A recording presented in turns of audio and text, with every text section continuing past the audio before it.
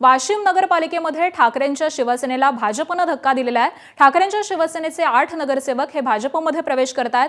विधान परिषद निवडणुकीच्या पार्श्वभूमीवरती हा प्रवेश महत्त्वपूर्ण मानला जातोय। वाशिम नगरपालिकेमध्ये भाजपची ताकद यामुळे वाढणार आहे।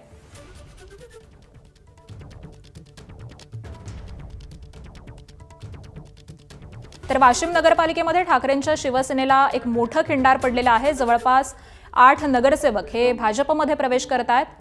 भाजपचे प्रदेशाध्यक्ष रवींद्र चव्हाण यांच्या उपस्थितीमध्ये हा पक्षप्रवेश पार पडतोय। तीच ही दृश्य आपण पाहतोय।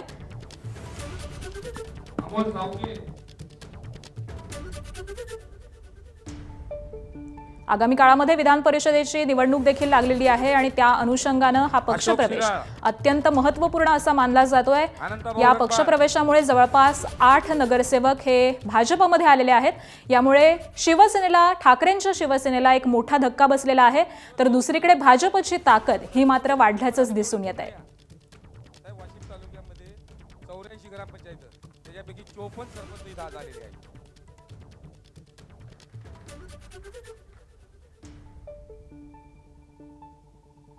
त्याला ज्याचं कोणाचं नाव राहिलं असेल ते म्हणसाल बरं माझं नाव भुललं म्हणून, जेवढे असतील तेवढे या पट।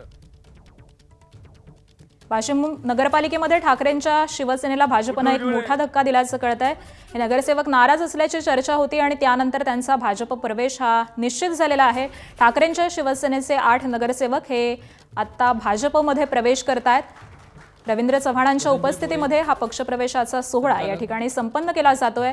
विधान परिषदेची निवडणूक ही अगदी तोंडावरती येऊन ठेपलेली आहे आणि याच स्थानिक स्वराज्य संस्थेच्या मतदारसंघांमध्ये नगरसेवक हे अत्यंत महत्त्वाचे मानले जातात। त्या पार्श्वभूमीवरती हा प्रवेश भाजपसाठी अतिशय मोठा मानला जातोय। वाशिम नगरपालिकेमध्ये भाजपची ताकद या पक्षप्रवेशामुळे वाढणार आहे। शिवदास पाटील राऊत, सुरेश भाऊ कोले, सचिन भाऊ डोईकर।